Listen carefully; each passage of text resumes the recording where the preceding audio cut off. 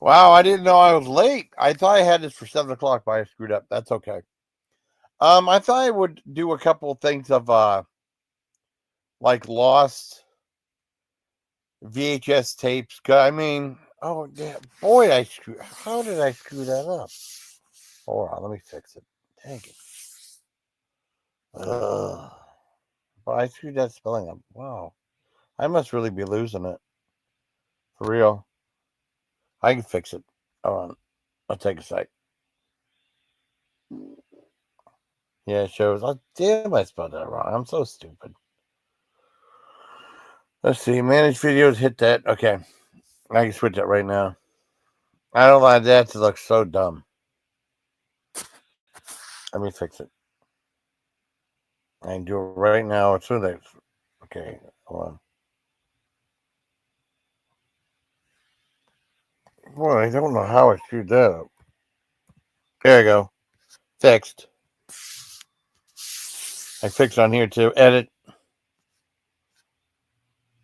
Boy, I was dumb on that part.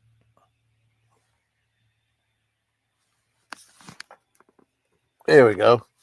Perfect. Perfect. Okay. Anyways, what happened earlier?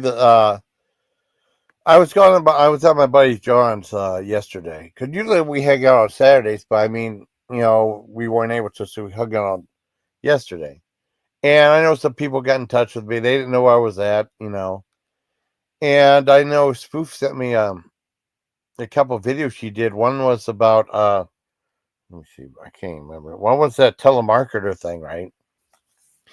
And this is what Spoof actually inspired me to do this video, this live stream. What was like telemarketers and stuff, and she had a telemarketer on there. And she said, "Are you going to go down to Funky Town?" And she kept, and then the guy started singing a little bit. No, I'm going to Funky Town.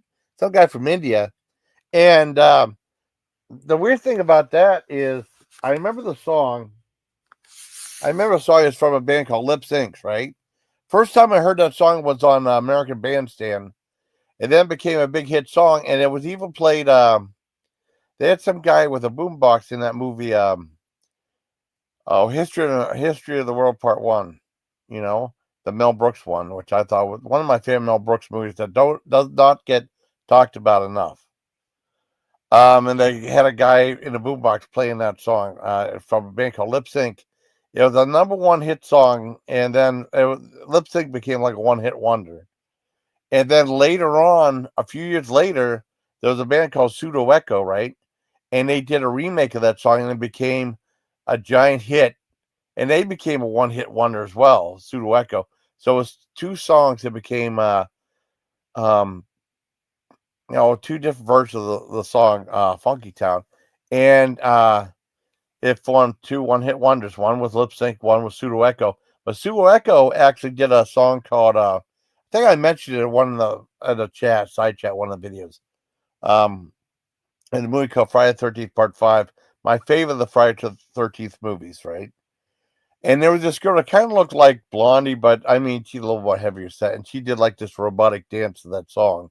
And then, well, they did a song called "There's a Man with No Light in His Eyes." That was like a Jason song.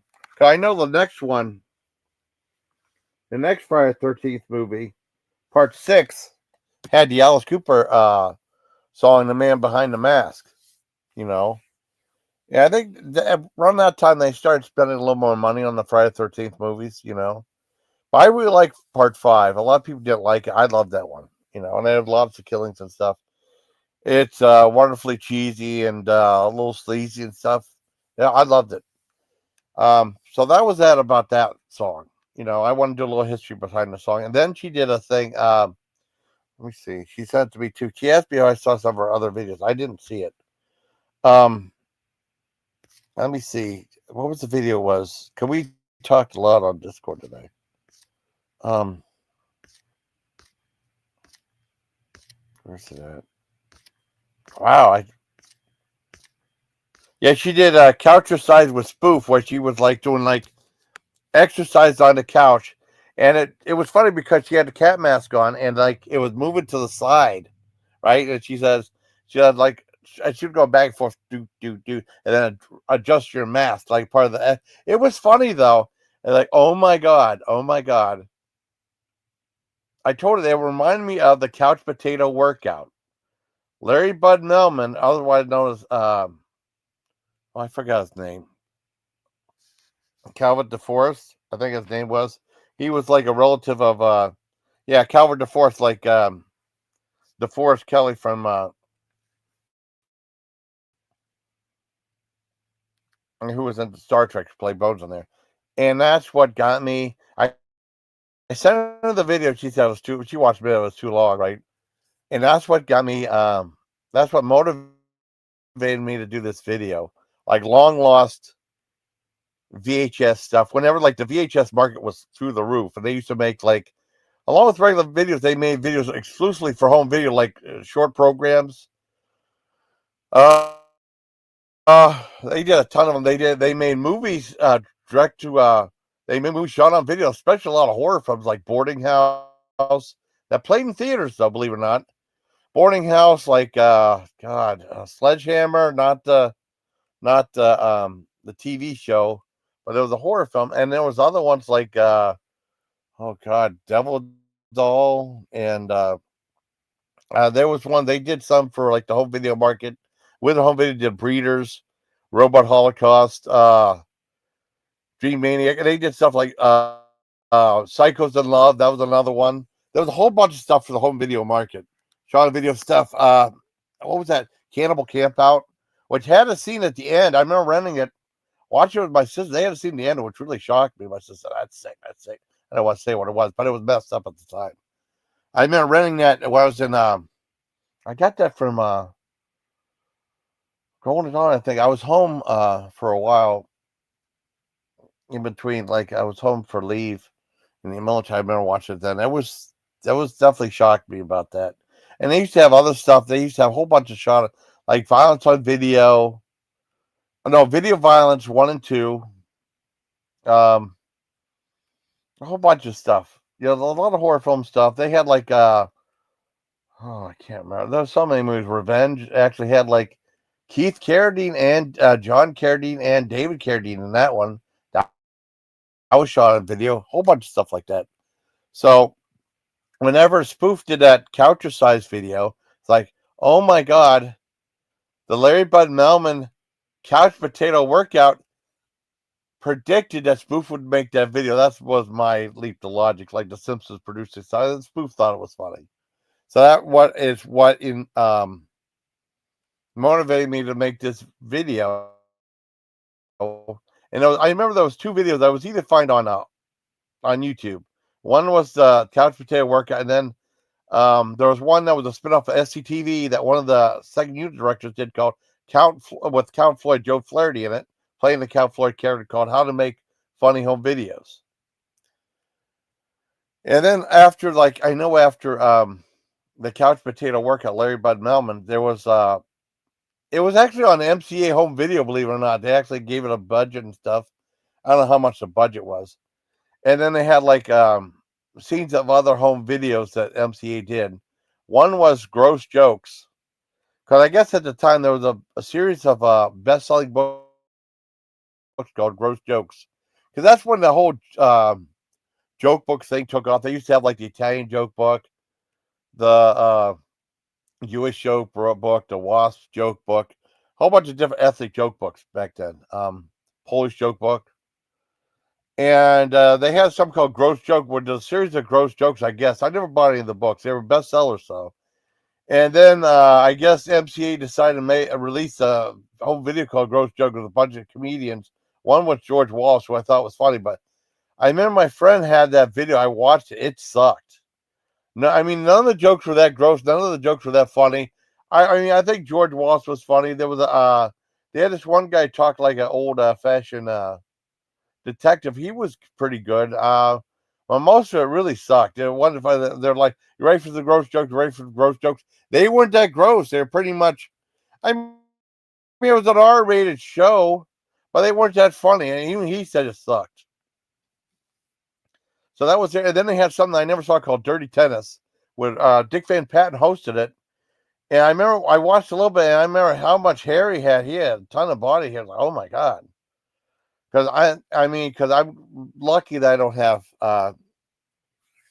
I'm pretty much because I know like relatives that had like my one cousin Eric had body hair, so I boy hated all that stuff. Thankfully I never had much body hair, so that's good. That's a good thing.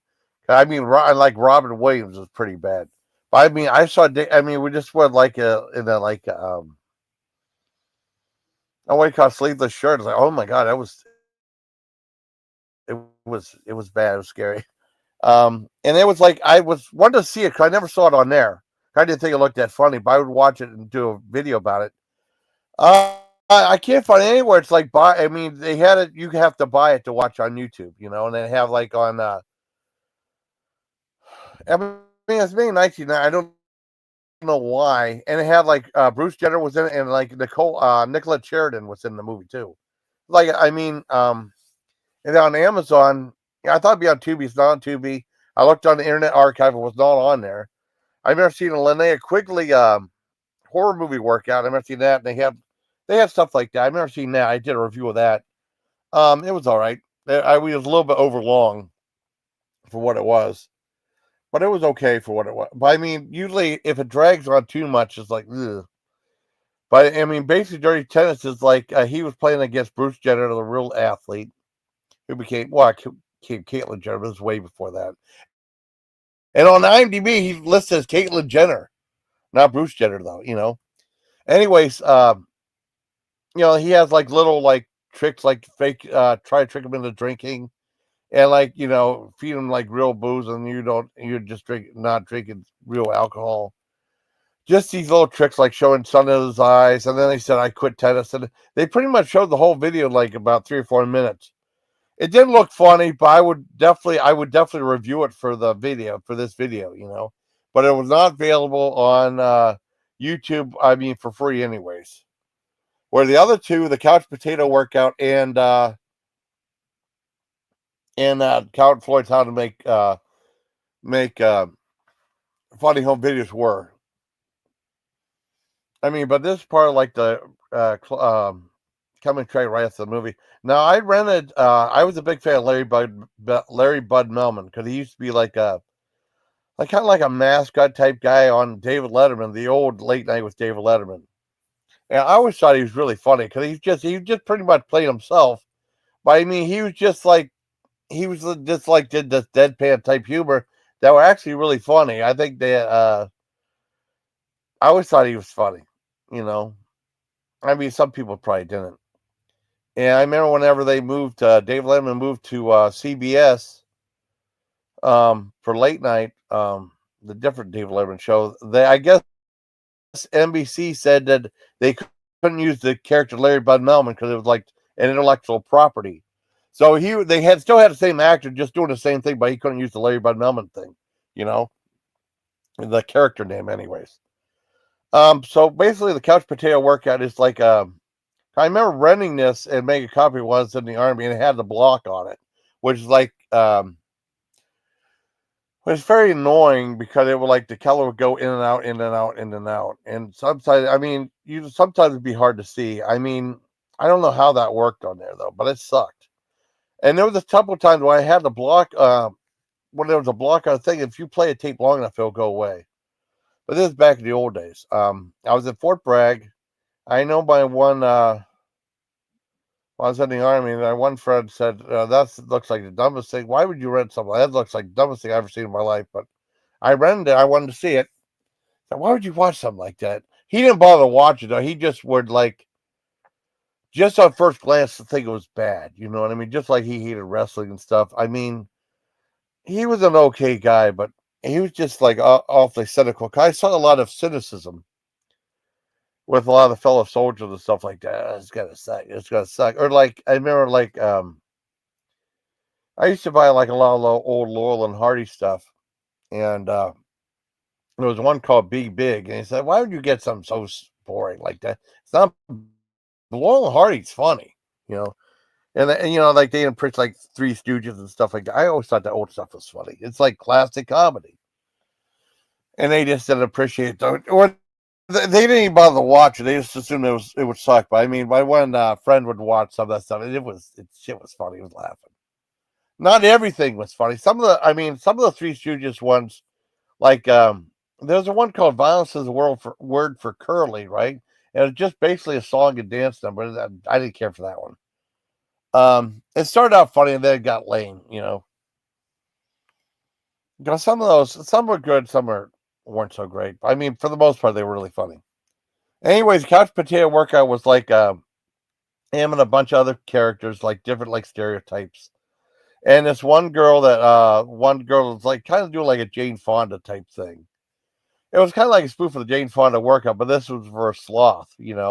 Basically, like people just wanted to watch TV, and they did a music video and called "I Was Born to Sit," and it's kind of a slog to get through, though. I mean, it had its heart in the right place. I think it's like 32, 33 minutes, right? And basically, it's like like extend your hand and click the channel and stuff. I mean, I'm not selling it that well, but I mean, I like Larry Bud. No, most people probably don't even know who he was. I have like a thumbnail of him, like it. I mean, the its heart was in the right place. It was just meant to be like anti Jane Fonda video. And I thought it was kind of funny about snacking and stuff. I mean, they had like little bits and pieces like um he did a cooking segment where he had all these meatballs and he added cereal to it. And then he said like he grabbed a bunch of cereal and they said like I bet it's probably better if I just picked it up and that was an improv line because he just pretty much played himself though. He read a script but he was just doing himself, playing himself. He was just playing his own character, just being himself though, a regular lovable guy. And he was in some movies, including the Truman movie Waitress. But I mean, I don't know if he really hit the big time, but I mean, like, um, he was on David Letterman. That's his claim to fame. And then he actually was in the Couch Potato Workout. What's his name on? And he actually wrote a book called Cheap Seats. I mean, no, Cheap Advice. It means how to live a life of luxury on a pauper's budget or something like that. I remember buying that. They used to have a place called Dollar Factory. I mean, they had a couple of these dollar stores that didn't last that long. There was a great one in the Mill Creek Mall called Dollar Blitz. I used to take my niece and nephew to, and they had some neat stuff in there, and including Cane's Italian salad dressing, probably the best Italian salad dressing I ever bought in my life. I can't find it anymore, but they used to have it at the dollar stores, just like they have that. I bought 2 bottles of that buffalo wing sauce from Louisiana Supreme, one of my favorite hot sauces of all time. My favorite buffalo wing sauce of all time, the best one I've ever had. Close to what they had Jim and Sue's who went out of business. Anyways, they ended up playing in Mill Creek Mall and it got torn down in order to make a food court because they had a pet store there, they had a McDonald's, and they had a Pan Express plus that Dollar Tree. I guess they seized up everything. There was a whole bunch of merchandise in there. I don't know what happened. The cops just closed the place down or what have they locked it up. And then all that got torn down to make way for a food court, which is what you see now at the Mill Creek Mall. And they got rid of that Pan Express, which was awesome. I love Pan Express. And there was a McDonald's that had 2 floors on it, which I thought was really cool. I never went on the second floor, though. I wish I would have, but I had my niece and nephew. I never went on the second floor because I didn't want them to trip and fall with the food and stuff, on the tray. Anyways, he had the other Dollar Tree was called Dollar Factory, which replaced McCory's because McCory's was one of my favorite places to go to. And it was right, they replaced McCory's and it was called Dollar Factory. It only lasts like a year or so. And they had some neat items in there, including like that one book I told you about, that Larry Bud Melman book called Cheap Advice. I remember they had like a Steve Martin book called How to Fold Soup. It was like based off of Cruel Shoes, a bunch of bizarre short stories. And that was a great book. And that was only for $1 too, which was great. A hardcover book. The Larry Bud Melman one wasn't that funny, but I mean it was self-indulgent saying this was voted one of the worst books of all time and stuff, And just like that Couch Potato Workout, a lot of people said it was one of the worst things of all time, one of the worst made for home video things of all time. And then, but it got a 5.2 on IMDb though. It's only like 32, 33 minutes. It's kind of a slog to go through, but I mean, it had its heart in its right place, and it's all right. It's not the funniest thing in the world. I even remember I saw it a couple times. I never thought it was that funny, but I mean, it's watchable for what it was. Now the second one I saw was made in 1990, and I used to go. There used to be a place called Media Play, which was a wonderful place to shop at. It was like kind of like Coconuts, but I only went to Coconuts once or twice. They had one in Erie I didn't know about, and then when I went there, it was closed already. It went out of business. Basically, what Media Play was like a place that sold a giant multimedia place. It had like CDs, uh, VHS, and DVDs. Well, DVDs, CDs, books, merchandise, and electronics all in one store. And then that went out of business and became I think it became an Old Navy, and then that went out of business, became a Party City, and then that went out of business or something, I think. Um, and they used to sell like VHS tapes there. I mean, a few. I remember buying like there was one that was like I think a Dan August, some Burt Reynolds movie, and they would have like some stuff. They would sell like these two like things for like 50 cents. Um, and they had a couple of these. They used to sell like these. They'd have like these documentaries, like stuff about Godzilla and stuff, and it'd be like they'd be like maybe like 45 minutes a piece, and then they just put them in like a double VHS set and something like that. But they were like 50 cents. They had something called Videotomy, which was something really bizarre I saw back in the early '90s. And can I remember I talking to forensic chick about like they had like the whole like video magazines back in the day. They used to have like Metalhead, and then they had like Heart and Heavy. And then I remember like at this one they had something about Videotomy, which was like a half-hour show. Basically, it was a weird combination. It was like half heavy metal and half rap, which is really weird. I never bought them because they wanted like way too much, like $10. They sucked. But I remember buying a set of two of them for like 50 cents. So I did get them for that. And it was like basically it was like girls dancing in it, and then they have like one had like a music video, heavy metal music video, something called Shark Island, and then there's one a rap video. It combined the two different genres. It was really weird idea, but it was watchable for like a half hour. But it wasn't anything I would spend a ton of money for. But 50 cents a quarter piece was okay. Now they had this is the one I'm getting to now. Count Floyd. It was a spinoff of SCTV. And it was directed by who directed it?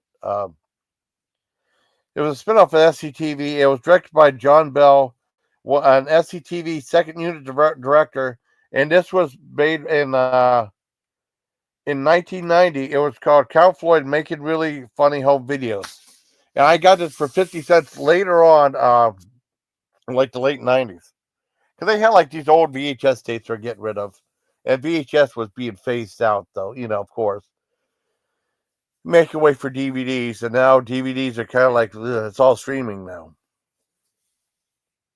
And it was Joe Flair. I mean, Count Floyd, which was Joe Flaherty. He played like that Dracula character, Count Floyd, who hosts like a late night horror movie thing. When he said like he'd have like House of Representatives in 3D. Okay, it's not funny. It's not funny. And he pretended the movie was funny. All right, I give up. It's not funny. And basically, this one was like half-hour thing, and it showed like he was talking about how popular like these video shows are where you submit a tape, and if it was funny, you'd maybe win a prize to win money. And he was talking about it, and basically it was like for like the home video owner who had like one of those camcorders, the big ones. He showed like little like tricks you could do, like editing tricks, like you have like a chair and like the guy goes to sit down, and then you freeze frame it, You take the chair, and then the guy would fall. Little stuff like that, or like having stuff that didn't go together. Little video tricks, little effects that you could do on your home video camera. And basically, like, he was filming the thing, and his family was there. His wife said, "Oh, you gotta clean the grill to make for your daughter's birthday party," and he's trying to do other things. It's funny. I thought it was funny. There's stuff I thought was really funny, far more than the Larry Bud Melman one. But I mean, they both have the heart in the right place. Um, Someone said on here, someone left a comment like, I liked it. It got like 5.6 on it. There's one user review said Count Floyd, the former horror host of Monster Chiller Horror Theater, takes the audience through step-by-step lessons on how to make the best funny home videos. I mean, it's like stuff that anyone could do. It said like, okay, where's it at? Yeah, with the spinoff from SCTV. Most people probably didn't know about it. And I said Dakota, I tried to send it to Gordon. I don't know where Gordon's at though. And then someone said it was sad that I created during the early 1990s funny home video craze. This depressing short Joe Flaherty how-to film will be sure to make you cringe with empathy for the poor man. Someone save Joe Flaherty from this terrible device. I thought it was funny. A lot of those jokes in there were funny because I like silly humor though, and it worked for what it was. Um, they did. I mean, they did stuff with animals and stuff and babies, and just like little funny things on there. And I thought it was quite good. And it still, um, it showed like Count Floyd outside of his element, right? But I mean, it was still funny. It was still like the same Count Floyd we know. But I've seen like some really bad stuff where like they try to, um, play the same character, but it's not believable. No, but this is still was the same type of Count Floyd humor you see in SCTV. I liked it. It's a great show. Now, like I said, well, the Larry Bud Melman one, I'd probably give it like a 7. Oh, I still give it like a 6 out of 10. It's still a slog to get through. But I mean, the Count Floyd one I'd probably give it like a 9 out of 10. It's quite good. And they show like little tricks and stuff like dolly shots and stuff. Just little things that you could do to make your home videos more entertaining. Even if you don't submit to like America's Funniest Home Videos, it's just to have fun with your with editing tricks and stuff like that. Just make a fun video for you and your family. It has a heart in its right place. Like I said, like I'd probably give the Count Floyd one. I'd probably say it's like a PG rated. With the Couch Potato Workout, maybe a mild PG-13, maybe for just being somewhat suggestive. I'll probably PG-13. Um, but I know I really liked that the Count Floyd one. I didn't get that till like the late 90s. There was a whole slew of like there was so many when I was in Germany though. I know like things got popular. They used to have like bloopers. They used to have bloopers. They had like blooper tapes back then that were released. From old classic ones. They used to have movie trailers. Movie trailers was a big thing. They had Mad Rod's Previews from Hell, which was like a very ambitious movie with Ron Petrillo. No, I think it was Ron Petrillo and Happy. He was like a ventriloquist. Happy was like zombie ventriloquist dummy though. And I actually befriended him. I actually did a review of that. He actually put it on his Facebook page. I friends on Facebook. Hey, what's up? What's up, buddy? Oh, I like that. I like that thumbnail. There's supposed to be street taco Pringles. I didn't know about that. I wonder, did I review that? I can't remember. Let me see. Well, let me go back to see. Street taco Pringles. I got premiere coming up at 8 o'clock, so I'll be on doing stuff for a while.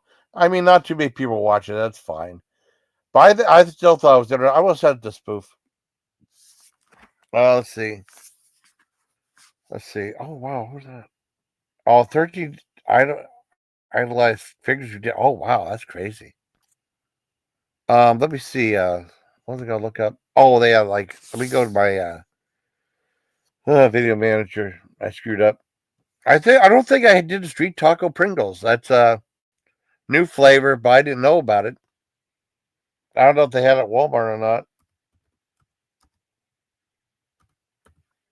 Maybe I did do it. I did the carne asada ones. Oh, wait a second. No, I never did. That's a new flavor. I didn't know about it. Oh, well. Don't matter. I'd get, I mean, because they're coming out with new flavors all the time. I didn't know about it.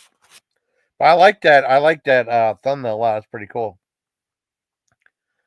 Anyways, no, I like the Count Floyd how to make funny home videos. It's actually really entertaining. And it's good video for you and your family. Like if you're starting out, hey, super, I'm just off for a little bit. I might go make something to eat real quick. And then I have a video premiere coming up at 8 o'clock. Hey, super, how you doing, buddy? I just thought, I mean, I was inspired by Spoof to do this little thing of like lost VHS tapes. When the home video market was exploding, you know? And she did, like, Spoof did a great video called the Couch Size Workout Video. And it was like Larry Bud Melman did a couch potato workout. I said to Spoof, I said, I bet you they predicted all those years back in 1988 that you would do a video all these years later, which she thought was funny. So that was my inspiration to make this video. I want to comment on her two videos first and then review these two, probably lost forever in the ether. I don't believe these were put on DVD. These are just for the VHS market. They might have been. You never know. I don't know. But this is the reviews of Count Floyd's How to Make Funny Home Videos and the Couch Potato Workout with Larry Bud Melman. Yeah, I mean, the Count Floyd one I thought was way better than the Larry Bud Melman one. But I think the Larry Bud Melman one had a bigger budget. MCA made it, you know. The other one was like a spin-off of SCTV. One of the guys from the show was on there. But I don't know how the hell it got it got one loud review, but how it got 5.6 rating on here, you know. But if you like Count Floyd, I think you'll like the video. Like I said, I only paid 50 cents for it. I rented the Larry Bud Melman one years back when I was in Fort Bragg and made a copy of it. But there you have it. I can't remember what store I went to rent that, though. Maybe it was Try It First Home Video, though. They had a Try It First Home Video. They had a couple of video rental places on Bragg Boulevard. And then, well, they had the library, too. They had a library you could rent VHS tapes. And the weird thing about that was you could rent 2 educational tapes or one regular cassette tape. And then, like, this is how the fellow soldiers were, how cynical they were. I told my friend Hoppy they had all these, they had a bunch of movies in it, and he said, well, my friend said the only thing good they had to do was Batman. I was like, well, are you kidding me? I read movies like Taboo with Bruce Stern and Maude Adams, and movies like Demon Theater. So, well, no one heard of those movies. I have. Well, you're not like other people. Yeah, of course. And they actually had like episodes of Buck Rogers there. They had a few episodes of Battlestar Galactica there. The old TV shows, I rented those. They were great. You know, they had Vegas, I think Vegas in Space, and they had the vampire one from Buck Rogers, and they had one or two ones from Battlestar Galactica, which was cool. And I remember, like at the library, they had the Battlestar Galactica pilot, right? That was on TV, and it was weird because they actually played in the theaters too, right? And I could just imagine watch on TV, and then like it did so well, they play in theaters. You watch on TV, they had the same TV movie played in theaters. So you see it for free, and then you want to pay for the theater. Though I would feel cheated because my friend Ray Brooks said he loved the show as a kid, and they said he saw the TV show. They saw they made a movie. He thought they made a different movie, but no, they say it played the same TV pilot in the theater. I would feel cheated, just like Cartoon Network had that Star Wars show, The Clone Wars. I guess it was like a computer animated thing, and they showed it on TV, and they played the same thing at the theater. My nephew wants to see it. AJ, it's the same thing they're playing on Cartoon Network. You know, I mean, if he wanted to see it, it's fine. But I mean, he could see it for free on TV. But that was a long time ago. But they used to do like all these tricks and stuff. Back in the day with in the theaters and stuff, if the movie didn't do well, right, they would take it out of the theater, right, and they would they wait like about 6 months or something like that, give it a different title and re-release the theaters. They had a movie called The Creeper, I guess, that it was a Hal Holbrook bizarre take on Deliverance, though, and I guess they Cisco had the worst movie of the year, and then I guess they re-released it, Rituals. And I guess it did better. I know Alice Sweet Alice was re-released to theaters under a couple different titles: Alice Sweet Alice, Communion, and Holy Terror. The same movie released under different titles. They don't do that anymore, but back in the day, you used to do that. They had some movie. What was it? There was some movie that didn't do well. Let me see if I can find it. I know it's under its original title, but it's some Australian movie. Let me see if I can find it. I didn't rent it though because it did look good. Wait a second. Let me see if I can find the movie. Okay, it was on YouTube. I did a review of it. Okay, wait a second. Wait a second. That was 1979. Hold on.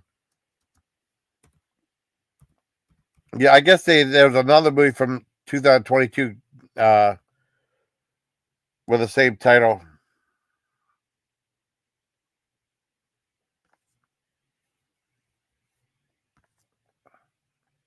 Oh, I actually reviewed it. I had the day after Halloween. I actually reviewed it for 1979, but it's known as another title though.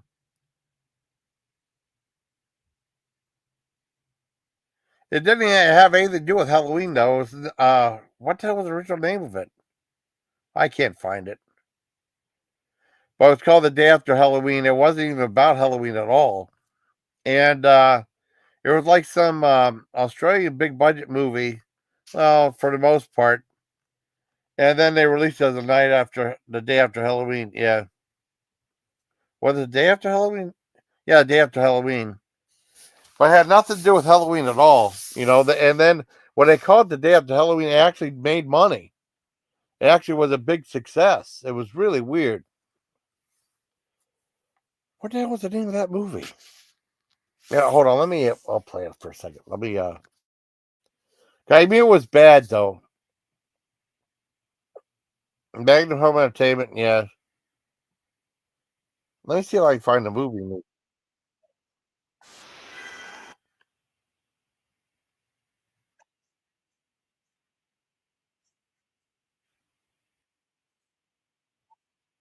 It was like this model that gets stalked by this guy who's riding some ice cream truck. Where's it at? I think it was originally called Snapshot, if I'm not mistaken. But see, it was on Cinema. Cinema Snob did a video about. I did a video about it. Damn, what was that the movie called? Day after Halloween, it was called.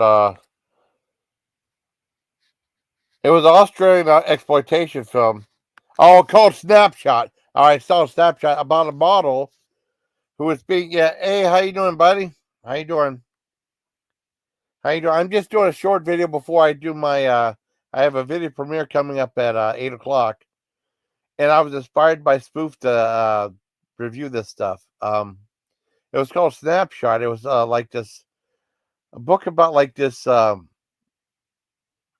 This one model that was being stalked by this one guy that's riding an ice cream truck, but it's just called Snapshot. It was an Australian exploitation film.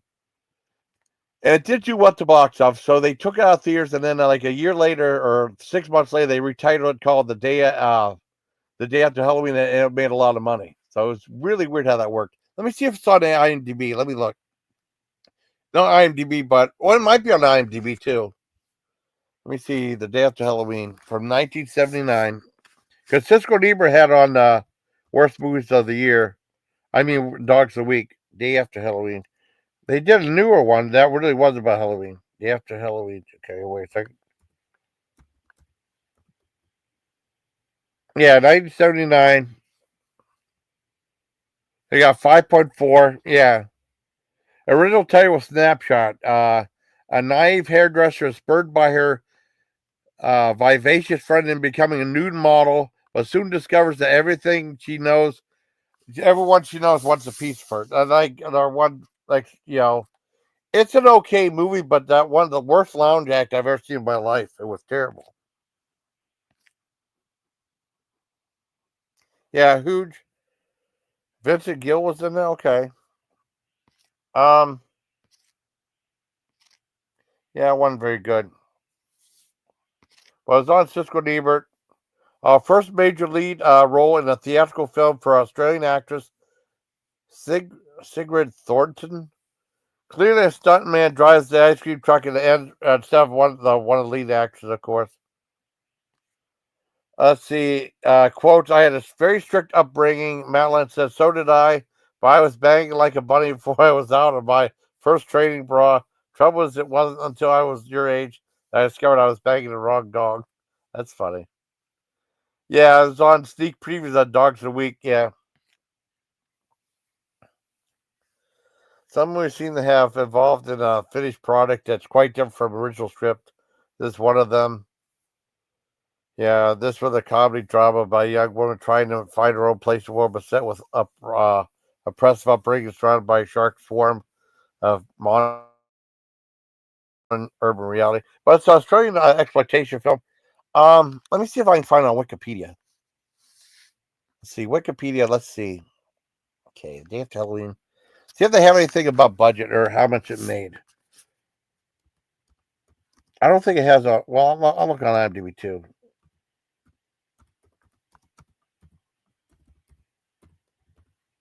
Day After Halloween, 1979. Let's look at Wikipedia. Yeah. See, like I said, okay. Snapshot, also known as The Day After Halloween, and it's also known as One More Minute in the U.S., is a 1979 Australian thriller film directed by Simon Windsor in his feature film directorial debut. It stars Sigrid Thornton, Chantal Contori, and Robert Bruning.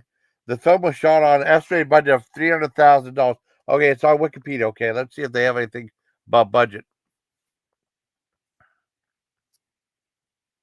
And it just says budget 300,000. Oh, let's see. Production, okay. It was a very easy film to make and probably my most pleasant experience to date. Said the budget was 100,000 less than that for Patrick in 1978. Took the film to the U.S. where he sat down with the editor and cut 12 minutes out of the film. There were more lighter scenes in a moment. Yeah. Oh, the film performed poorly at the Australian box office, only running 1 week in Melbourne, Australia, but sold very well overseas. Snapshot was first released on DVD in the United States on December 29th. Second release was made under the title The Day After Halloween via Scorpion releasing. Because it got taken out of theaters and renamed The Day After Halloween. Huh. Kind of weird. Oh, I love the hot one. Oh, thank you. Oh, yeah, no, this is Snapshot, not Slapshot. Slapshot was hockey. This is about a Australian movie about a photographer trying to being talked into being a nude model. No, it's a different movie, buddy. But no, Slapshot. I haven't seen Slapshot in forever. I heard so much about that movie, and I saw it on ABC. I saw it on TV with Paul Newman. I guess they did a sequel to it called The Goon or something like that. Not Goon Inc., but The Goon. Yeah. Oh no, it's okay. It's okay. Yeah, they called it. It was called Snapshot, SNAP, And basically, what it was two letters away, like a photography, right? And it did do well. It was an Australian horror film, right? Well, Australian thriller film, right? And it did do well at the box office. And what they did, I guess they said they edited out 12 minutes of it, lighter material. Some of the stuff, I mean, they renamed the day after Halloween, and they said it did well overseas. But it was on Cisco and Ebert Dogs of the Week. And basically, like this one girl was talked to being a nude model, and then she was stalked by her one friend who was driving an ice cream truck, I guess. I did see it I, well, I had a chance to read it while I was in Fort Detrick, Maryland, but it just I read that and this didn't sound interesting at all. So I didn't. I ignored it. It was like, oh man, I probably should do a review of it. So I did. I saw it for free on YouTube, so I watched on YouTube and did a video about it a long time ago. And I had a really cool thumbnail. My one friend made a really cool thumbnail for it. But it's not a very good movie. It really isn't. But like I said, these two movies, like I said, well, The Day After Halloween is available on YouTube. It's not well the loud aside from Loud Jacked, the Loud Jack really sucked. It ends up being kind of a little bit interesting, but I mean it's not the best movie in the world. Cinema Snob did a video about it.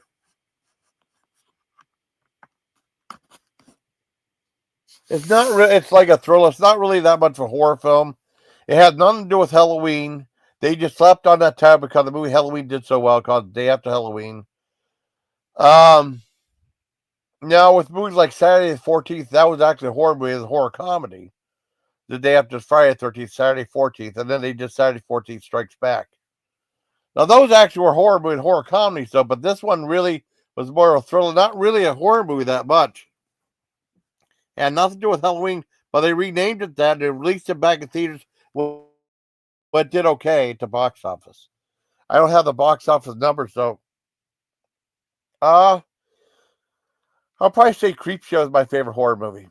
That's like my standard answer though, because Creepshow was pretty much cool. As a kid, not the third one though. The second one was all right.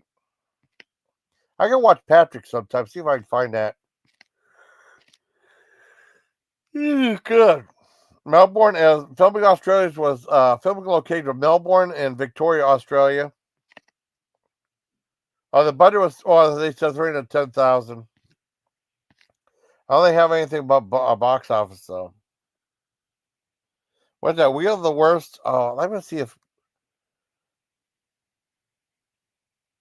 comedy talk show. Let's see. Hmm. I wonder what that's available at. Hmm. Wheel of the Worst for 14. Let's see if I can find it. Let's see if that's on here. I don't want to screw up that thing. I want to finish watching that Joe Flaherty thing because I got to. I did the day after Halloween. I did a really cool thumbnail for that. Well, like Cinema Snob did, I did like both. We did it both at the same time 6 years ago.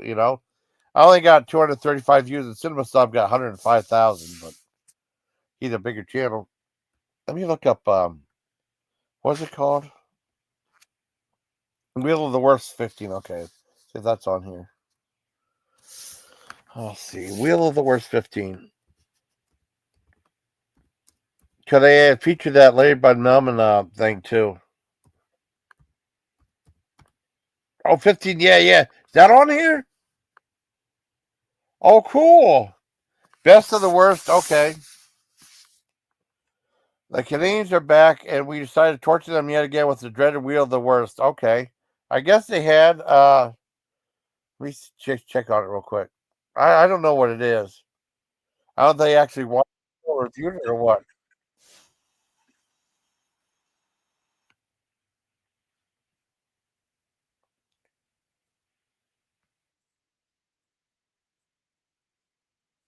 I don't know if I'm going to watch it.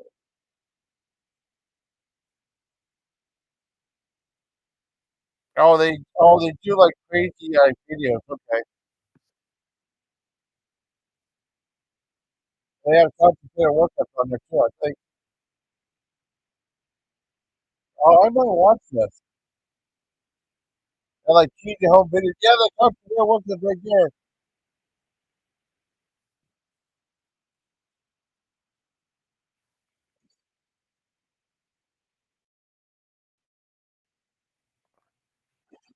Oh, this is like cheesy.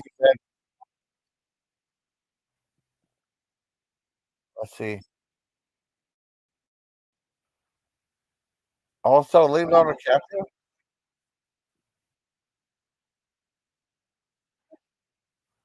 Oh, where's the DiCaprio work at? Where did DiCaprio work at?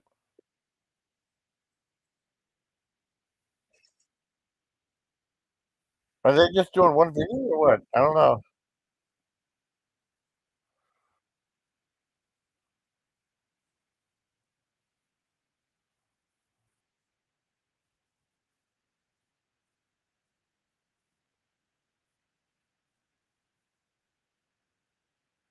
I don't know.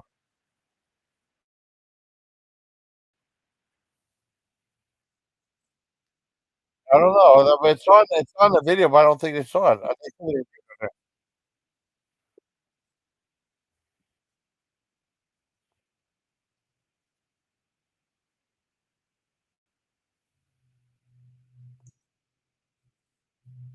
yeah, I don't know. It's weird.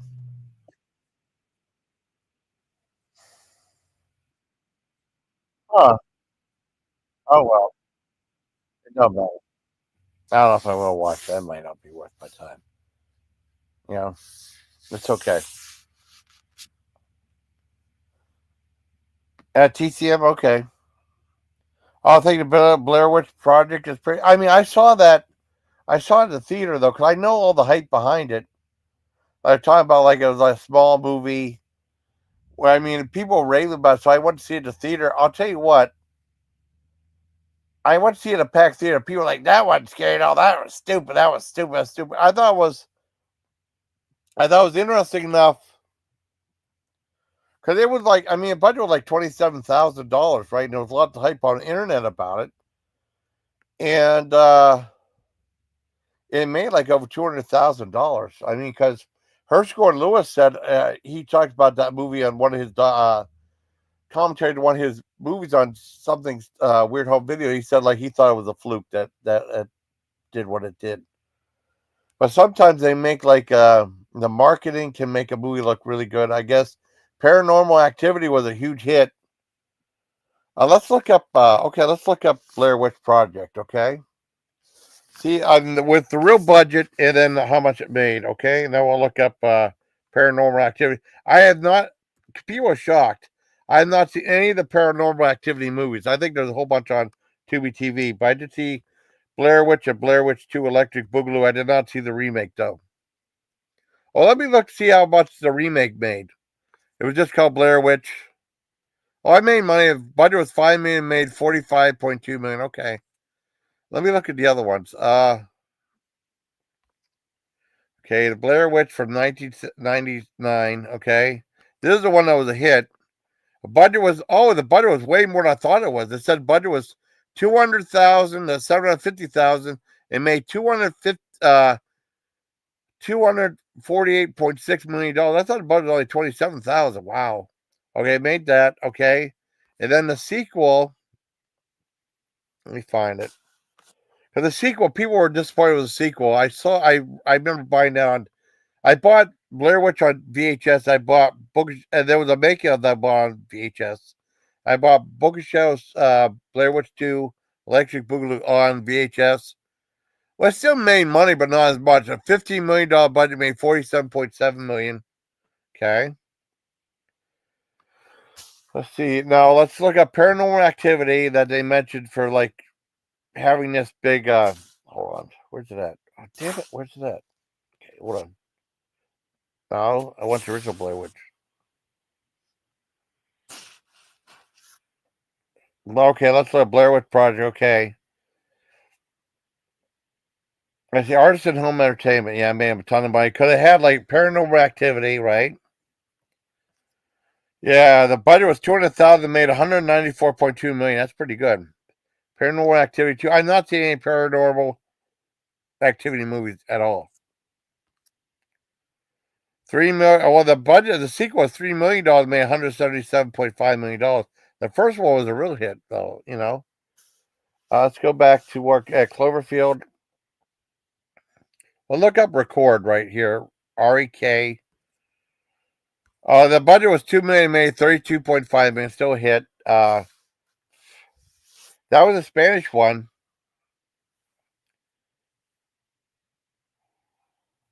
Let's see. There's a whole bunch of. There's one called the American remake was Quarantine. Okay, 12 million and made 41.3. That's still pretty good. Let's look up Cloverfield too, and I might wrap things up. Okay, Cloverfield. Okay, the budget was $25-30 million.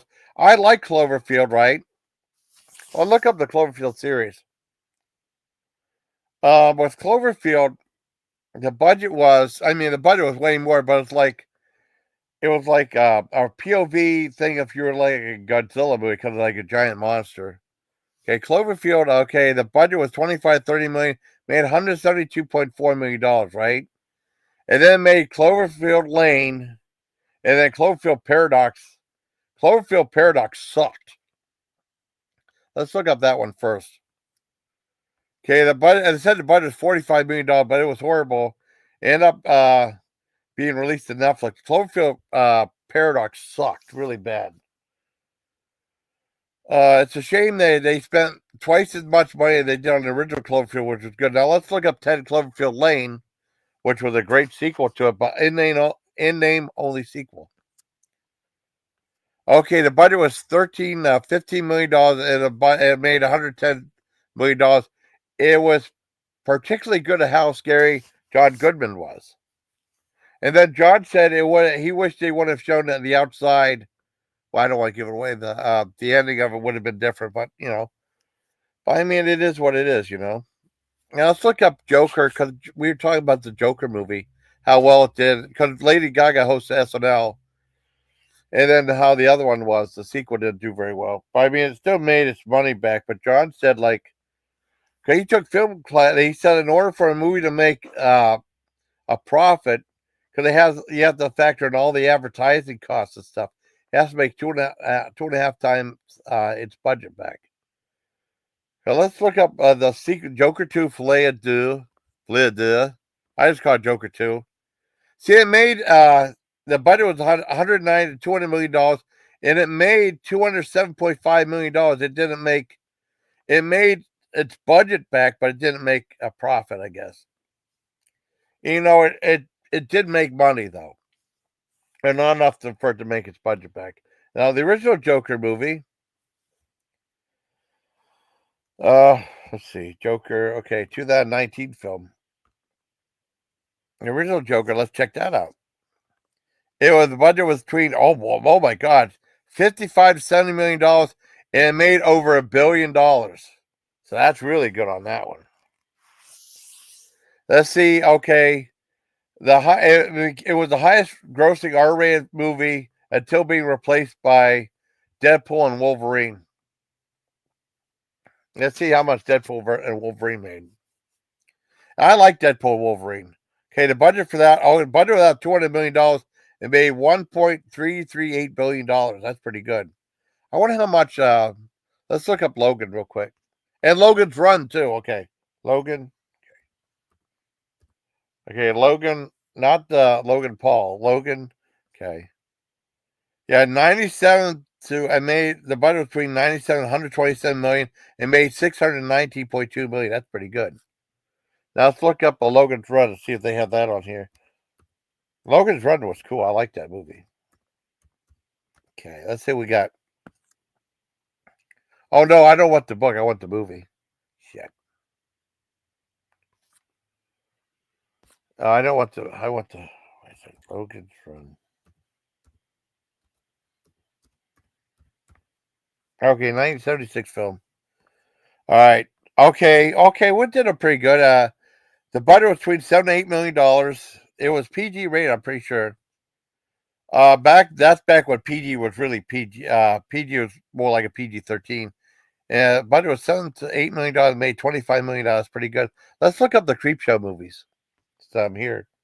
So let's look up The Shining because Andrew D made said The Shining. Let's look up how The Shining did, the original one. And then I'll look up the Creepshow movies, and then I'll probably end it. The Shining, okay. The Shining, oh wow, I thought it made more than that. The budget was $19 million. It made $47.3 million. I thought it made way more than that. That's shocking. Let's look up the Creepshow movies now. Creepshow, okay, let's see. Okay, that was a George Romero movie. And that was like a 2-hour long horror film, though. Okay, the budget was $8 million and made $21 million. That's pretty good. Let's look up Creepshow 2. Okay, look up Creepshow 2, Electric Boogaloo. That was the one that was made from New World Video. The budget was $4.1 million and made $14 million. Still made money. It was Laurel Entertainment through New World Pictures. Okay, let's look up that Creepshow 3, which sucks so bad. They have a budget for that. Shit. Hold on. I do. Creepshow 3, okay. This movie sucked. Through Taurus Entertainment Company, who ended up doing the TV show from for Shudder. The TV show Creepshow was quite good, but the Creepshow 3 sucked. The movie sucked. Budget was $3.5 million, and it just was awful. I rented. I thank God, because my friend said that there was a Creepshow 3 out there. And he said it was on sale at Walmart for like $20. Thank God. I pray that I did not buy that thing.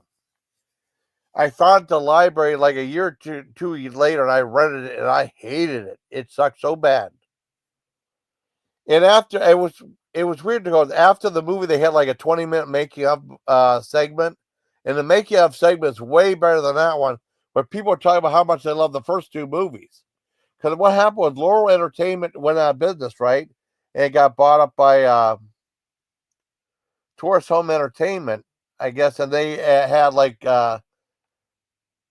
control of the property, and they're able to make sequels. Because they did a sequel to Creepshow. They did like they do stuff for the Creepshow show on Shudder now too, and they also did a sequel to Day of the Dead 2 Contagion, which I never saw. Let's see how much Day of the Dead did too. Oh shit, my premiere's coming up. Let me look that up first. I'll wrap things up. Day of the Dead. The sequel, the remake sucked. Day of the Dead, but I mean the original one was awesome. Day of the Dead, 1985 movie. George Romero, $3.5 to $4 million, made $34 million. It's pretty good. Let's see.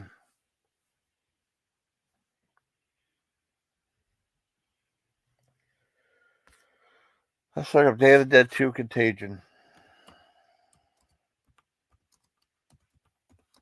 Let's see how that did. I never saw. They showed on 2005. $1 million budget. I heard it wasn't very good. I didn't know. I didn't see it.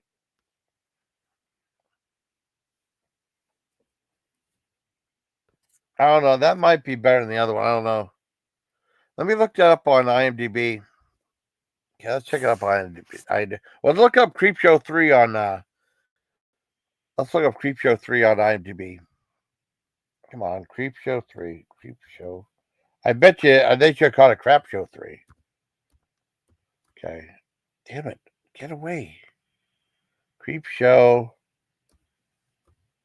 3. Yeah, Creepshow 3. Okay. Yeah, I got 2.4. Yeah, that sucks so bad. Let's look up a Day of the Dead 2 Contagion 2. I don't like what they did with IMDb, but I mean, I can at least look to see the ratings of that. Yeah, Contagion. And let's look up the remake. Yeah, 2.42. Yeah, it's supposed to be pretty bad. Let's look up Day of the Dead, and then look up the remake of Day of the Dead. And the remake of Day of the Dead sucked. It had big names in it. 1985. I got 7.1. Hey, that's more like it. Let's look up the Day of the Dead remake from 2008. Let's see what we got. Oh, I forgot to. Oh, I forgot to monetize. Damn it. 2008. Let's see. Yeah, 4.5. I thought the remake of Day of the Dead sucked. The remake of Dawn of the Dead was great. Let's look up Dawn of the Dead. Okay, the original and the remake. Okay, look up on IMDb too, because my things might come up for another. Day of the Dead 2, 2008, 7.2. Okay, Zack Snyder. Okay, look up the original Day of the Dead. Oh, Dawn of the Dead, I mean. Oh, cool. Let me look up a couple other things. Okay, it's on the roll. 7.8. Okay, let's look up. Okay, let's look up. Shit, where am I at? Let's look up the Day of the Dead on here. Day of the Dead. I gotta make sure before my thing goes on. Day of the Dead remake. Oh, Steve Miner did that. I didn't like it though. Budget was $18 million. Only made the box out of $301,000. That sucked pretty bad. Okay, let's look up Dawn of the Dead. Okay, the Dead, and look up Land Living Dead too. Okay, Dawn of the Dead, 1978. Okay, $740 million. I mean, $740,000 made $66 million. Really good. Look up the remake. Let's see. Okay, Dawn of the Dead remake. Cause I know that did good. Zack Snyder's film. Yeah, 2004. Budget was 26 million, made 102 million. That's pretty good. Let's look up Night of the Living Dead. Okay, the original one plus the remake I saw at the theater.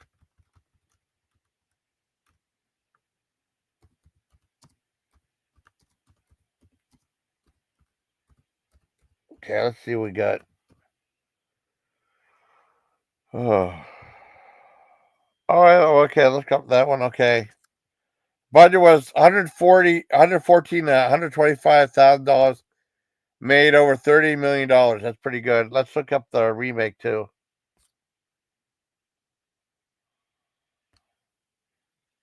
Okay, now wrap it up. The one that's from 1990. I saw it at the theater. Because the one thing with Night of the Living Dead, okay, directed by Tom Savini. Wow, it didn't do good at all. Budget was 4.2 million, only made $5.8 million. Now the one thing with let me just wrap things up. The one thing with Night of the Living Dead, because my friend wanted to see it at the theater. Well, no, we were going to see it at the theater, and then towards the last, he said, "Nah, I don't really want to see it." He wanted to see Pump Up the Volume, and instead I was like, "Nah, now we're going to see that movie." And then he suggested Henry and June, right?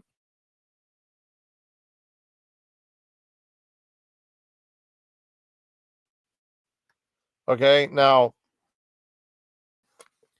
I regret. Now this is one time I do regret not going to see Henry and June, the very first movie to ever be rated NC-17, and I never seen an NC-17 rated movie in the theater. Probably never will, because that's like the kiss of death now with movies. So, hope you like this video, buddy. Uh, uh, Stuff about reevaluating stuff that Spoof did, commenting on that, and then reviews of long lost VHS shows, Count Floyd's how to make funny home videos, and a couch potato workout. Hope you like this video, buddy. Till next time, please. Please take care of my Legion, and thank you for everybody who was joining in the chat. Anyone who watched it, I'm going to send it to Spoof. This is dedicated to my buddy Spoof. All right, take care and take care of my Legion. Good night, everybody. Good night.